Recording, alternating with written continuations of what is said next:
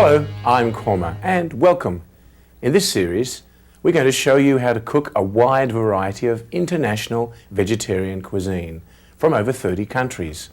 And in this edition, we're going to show you how to prepare a Mediterranean-style lunch consisting of tomato rice with herbs, Italian fried cornbread, polenta, and Turkish nut pastries in syrup, baklava. So let's begin. I thought I'd start off with a lovely Italian rice dish, tomato rice with herbs. A delightful combination of fluffy rice with tomatoes, fresh basil, olive oil, and some herbs. Let me show you the ingredients here for this delightful rice dish. Over here, we've got 1 cup of rice. We've got 1 teaspoonful of salt, 1 teaspoonful of paprika, a tablespoon of tomato paste, 2 tablespoons of fresh basil leaves. I'm going to chop these up. 2 tablespoons of olive oil. We've got half a teaspoon of yellow asafoetida powder, 2 tablespoons of finely chopped parsley, a cup of firm tomatoes cut into half-inch cubes, and over there on the stove in a pot, you can hear it bubbling now, it's coming to the boil, 1 3/4 cups of water. Over here is a type of rice that you might like to use if you're making the traditional Italian-style risotto. This is called superfino arborio, and this is ideal for Italian risottos. It's a shorter grain rice than what I'm using today. It cooks in about 18 minutes and has a very nice high absorption rate, which means that the rice goes nice and flaky. But as I said, today I'm using basmati, so let's begin by popping a few ingredients into our pot over here. So as I said, our water has just come to the boil. I'm going to turn it down a wee bit so it's just bubbling. Over here in our pan, we're going to saute our rice in our olive oil. So let's also pop a flame underneath there and begin by pouring in our olive oil into our pan. Our virgin olive oil and our yellow asafoetida powder for a lovely savoury fragrance. And straight after our asafoetida goes in, we're going to pop in our rice, our basmati rice. Wonderful fragrance here. Let's toast this up. We need to gently toast our rice for a couple of minutes. Well, while we're sauteing our rice grains here, I'd like to pop over here and chop up our basil. The basil's going into the water along with a few of our other ingredients. It's good when you're making the rice absorption method. You should always have the water boiling and the rice cooking at the same time. We're not going very fast, so I think I can look after the rice. But let's chop up our basil leaves here. They're so nice I don't feel like chopping them up. They're very attractive looking leaves indeed. Let's bunch them all together here on our board. Give them a quick chop up.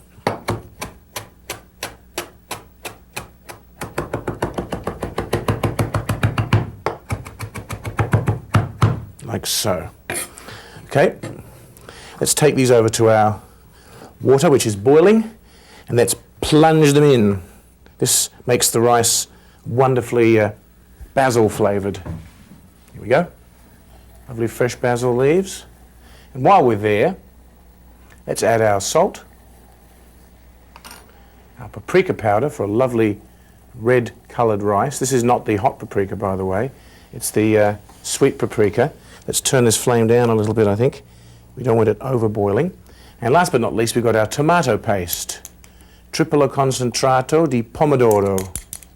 Lovely tomato paste for that rich tomato flavour in the rice.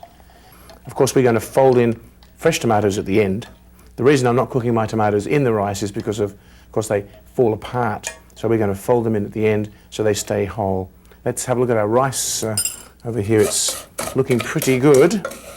Maybe another 30 seconds or so, and it should be sufficiently toasted.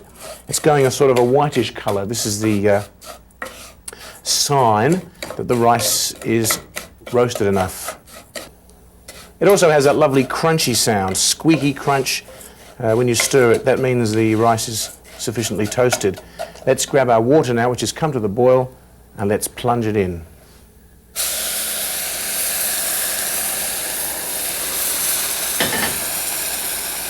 Now take a look here. The rice should come to a rapid boil. Now we're going to turn it down to a very low simmer. Watch the bubbles. Just breaking the surface. Now we can pop the lid on.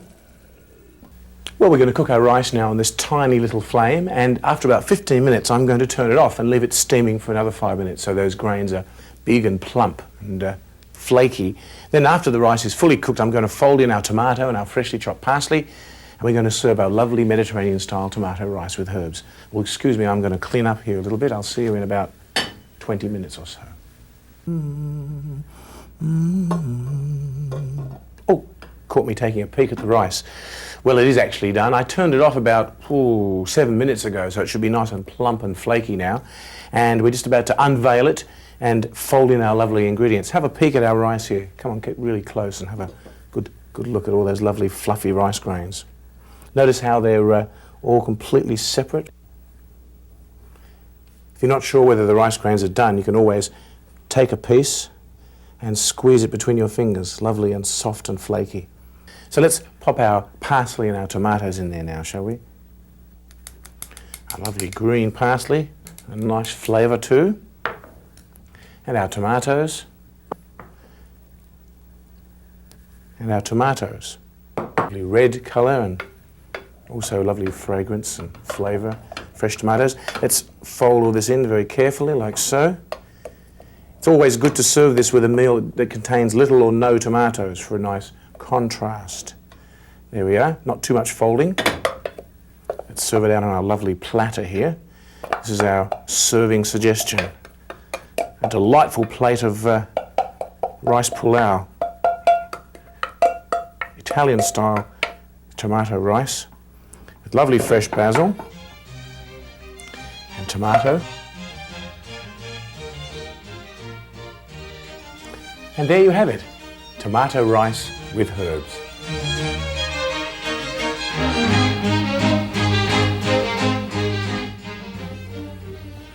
I'm going to show you now how to make a lovely Italian style bread called polenta.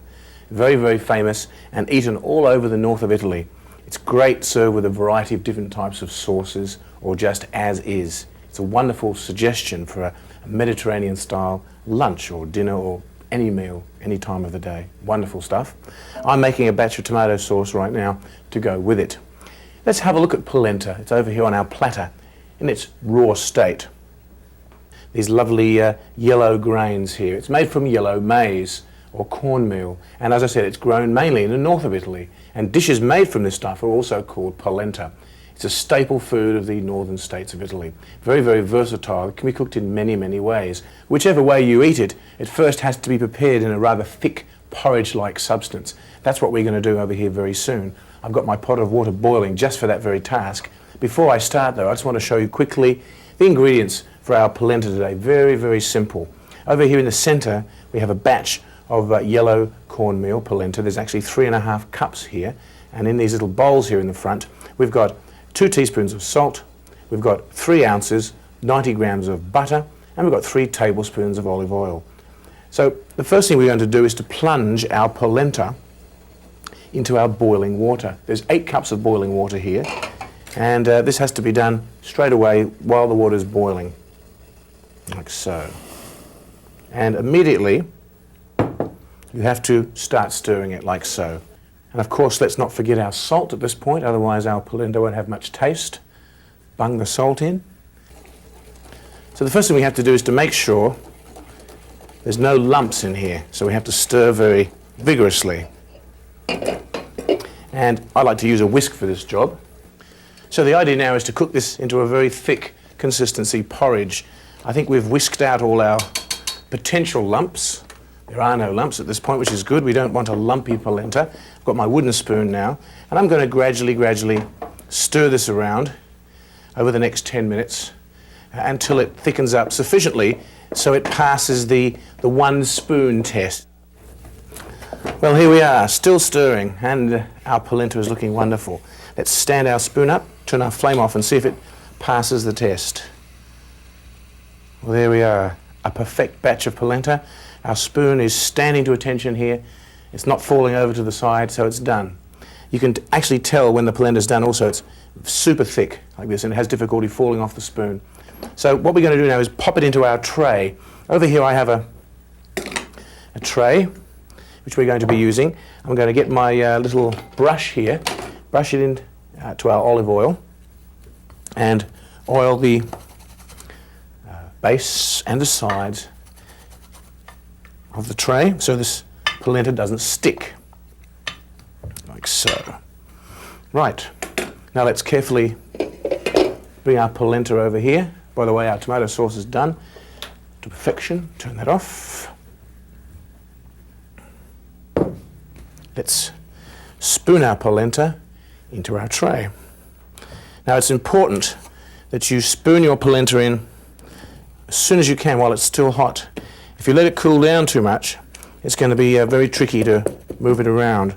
So this all has to be done as soon as you think that your polenta is ready. This could be served right away with butter and cheese, and I can tell you it's fabulous. But if you want to go ahead and make different types of dishes with polenta, then you continue on from here. And I'm going to get my oil here, oil up my spatula so it doesn't stick. This makes the whole operation easier. Have a look. So I think that's about as far as we need to take it.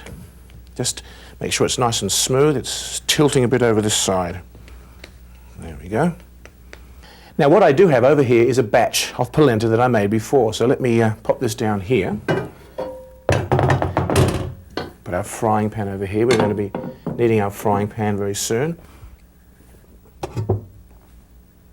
I have a batch of polenta. This was made about 5 hours ago. I turned it out. At this point you can see it's quite malleable. That's the top of the tray. I turned it over for cutting purposes. Quite flexible. Now we're going to cut it up. I think at this point in time we'll cut it, say, halfway, in half this way, and about 7 chunks that way. So we'll have 14 pieces altogether. Then we're going to pan fry it in our frying pan. So let's begin to be very careful here and cut it up into nice pieces, like so. Pop these 2 little pieces aside. So there we have our nice chunks of polenta. So what we're going to do now is to fry them, pan fry them. This is the stage where you could really leave it up to your imagination. You could bake them in the oven, you can grill them, toast them, roast them, but we're going to pan fry them. Let's grab our cast iron pan here, move a few things out of the way. We're going to melt our butter and add our olive oil. We're going to cook our butter and oil together, or at least heat them up together, until the butter stops frothing. Okay, this is getting nice and hot now. Before we let our butter burn, let's pop our polenta in, shall we? Let's put a few chunks in at a time.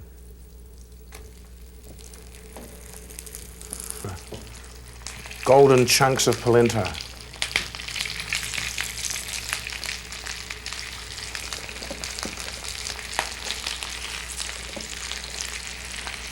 Looks like we're going to be doing 6 at a time.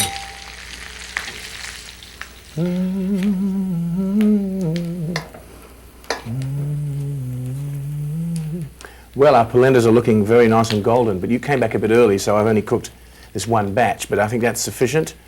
So when they get to this stage and they're lovely golden and crispy, crunchy on the outside, and the amazing thing is they don't soak up much oil or butter, by the way. They're just crunchy on the outside and they're nice and dry on the inside.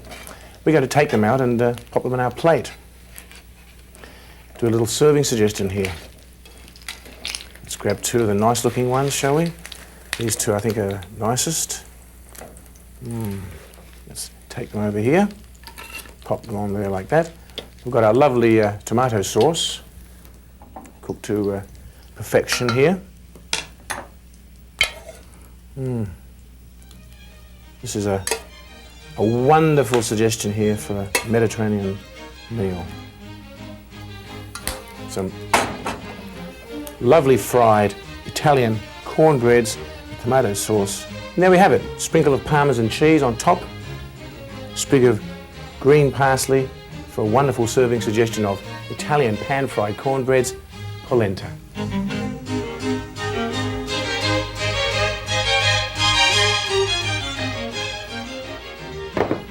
I'm going to show you now how to make a really, really special sweet. It's called baklava. Layers of crispy filo pastry filled with walnuts and soaked in a lemony, orange blossom flavoured, honey-scented syrup. It's mouth-watering and only for those who have a sweet tooth. Of course, the sweet tooths or teeth of the Middle Eastern people are well known. This particular sweet is famous all over the Middle East and Mediterranean areas. Actually, this recipe is from Turkey. There's Greek versions, there's also Middle Eastern versions. They vary a little bit. But they all contain this lovely filo pastry and nuts and lots of sweet things. Let's take a look at our ingredients here. We've got a roll of filo pastry. This is about 450 grams, 1 pound of filo.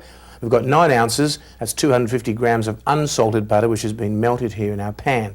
Over here we have the ingredients for our filling. A teaspoon of cinnamon powder, 1/4 cup of sugar, and we've got 9 ounces, 250 grams of walnuts, which we're going to chop up in our food processor. Now for our syrup, we have our ingredients down here on our front plate. We have 1 1/4 cups of sugar. We have a cup of water in the pan over here. We have 2 tablespoons of lemon juice, 1/4 cup of honey, and a tablespoon of lovely orange blossom water. So this recipe consists basically of 3 steps. The buttering and layering of the pastry in the tray. By the way, you'll need some sort of baking tray or casserole dish about this size. You can vary the size and you'll just have to cut the pastry according to fit it. So there's the layering of the pastry is one step. The other step in the recipe is making the filling, which doesn't take very long at all. And the other step is making the syrup to pour on top of the cooked pastry. So I think what we'll do to start with is to get our filling ground up. That means our walnuts should be grated up here in our machine. Alternatively, you could just chop them up with a knife. This is a tad quicker.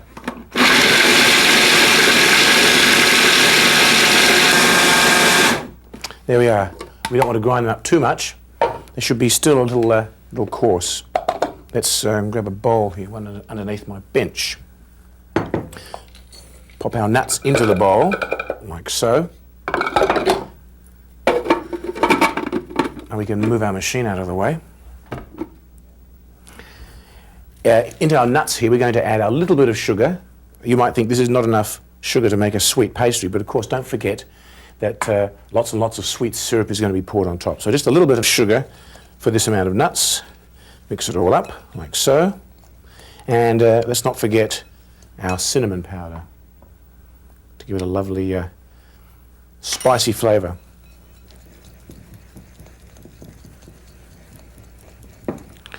Okay, so there we have our filling. That was quite straightforward. Let's put that aside over maybe here. So the next thing we're going to do is to assemble our pastry ingredients. Let's unroll our roll of filo pastry here, shall we? I had it wrapped up in our package so it wouldn't dry out. Kitchen atmospheres tend to dry out filo pastry, which is very, very delicate. Okay, so there's a batch of filo pastry which is unwrapped.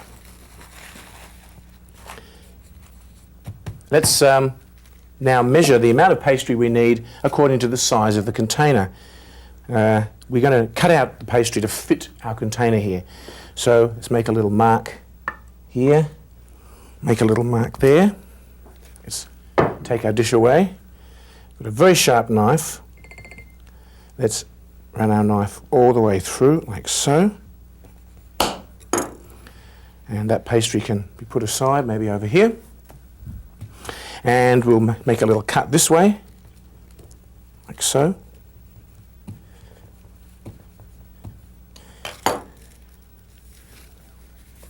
Let's slip out our plastic sheet from underneath. And we have the pastry that we need for our baklava. Now let's pop our pastry over there, put our tray here. Let's grab our butter, turn off the flame. The butter's nice and melted. We're going to be using that for spreading onto our filo pastry. After you've melted your butter, you can transfer it into some container which is accessible. You'll need one pastry brush or something like that. We'll put our butter down here. We're going to be buttering each individual layer of pastry as it goes into our dish. So let's begin by taking some butter in our brush and buttering as liberally as possible the bottom of our tray, like so.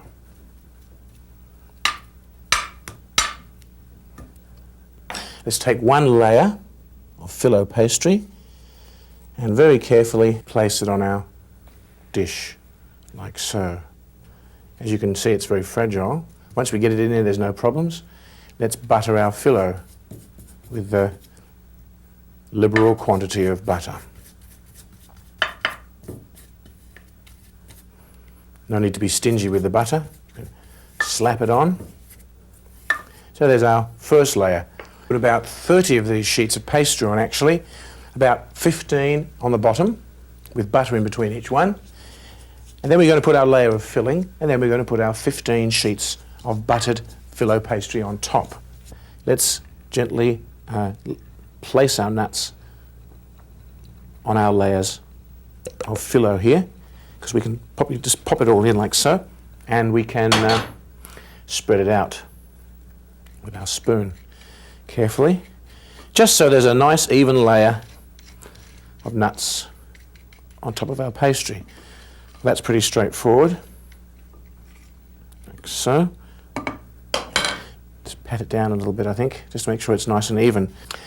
When you get to your top layer, you can put on a liberal amount of butter, and then we're going to proceed on with the next very interesting step, which takes a little bit of a steady hand. That is, we're going to cut up our pastry. You can't cut up the baklava after it's baked because it's crispy, crunchy.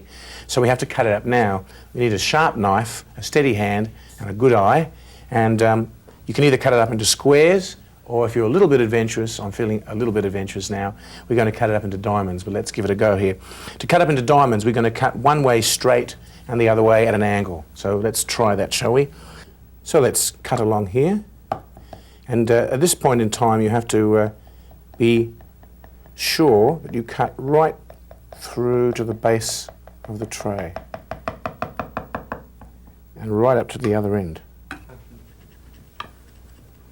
So that's all the lines that way. Let's cut it the other way now for our lovely diamond shapes. Like so. Be very careful now. Here we go. This is a wonderful knife. It's like a razor blade, as long as they don't slip. There we go. So now we're going to bake this on 180 degrees Celsius, 355 degrees Fahrenheit, a nice hot oven, for about 45 minutes until it's golden and puffed up. Sometimes if your oven is a little wonky, you might have to leave it in a little longer. The time is up to your oven. Basically, it should all be all puffed up and brown and golden on top, and then it's ready to come out, and we're going to pour our syrup on top, which we're going to do next. But first things first, let's bake it.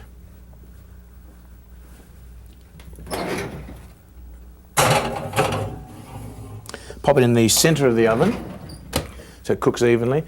Every now and again you can pop back and take a peek at it. Let's make our syrup now. Over here we've got our pot of water. Let's add our other ingredients. We've got our sugar,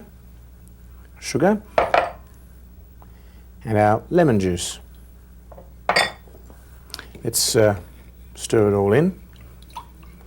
Let's pop it over here on the stove and cook it, or should I say boil it, for about 5 minutes. This way the soup should be just the right consistency for pouring over our cooked baklava. Of course we're going to chill this in the meantime, so we'll need a bowl. We're going to pour our syrup into our bowl and put it in the fridge after it's done. There's a certain stage that your syrup should get to before you pour it into the baklava. If it's too thin, then you end up with a soggy baklava. So the standard is that you boil it for 5 minutes, and if you're not sure whether it's thick enough, you put your spoon into the syrup and take it out, and it should form a nice coating on the spoon. It should be quite sticky. A sticky syrup means you'll have a nice, sweet baklava that won't be soggy but nice and crisp. Well, here's our lovely thick baklava syrup. just the right thickness now. It coats the spoon. Of course, we don't want to cook our syrup down too thick, otherwise you'll have a toffee textured baklava. Let's turn our flame off. It's been 5 minutes exactly. We're going to add our lovely scented water here, orange blossom water, and our honey. So I think what I'll do is pour our orange blossom water in right now and follow it straight behind with our honey, like so. Dissolve the honey, stir it around until it's all dissolved, like so, and pour it into our bowl here.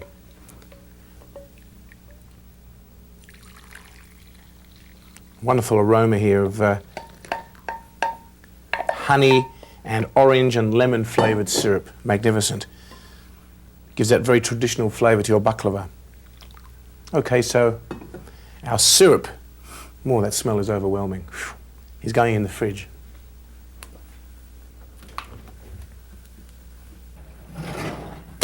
Feast your eyes on this. Isn't that magnificent?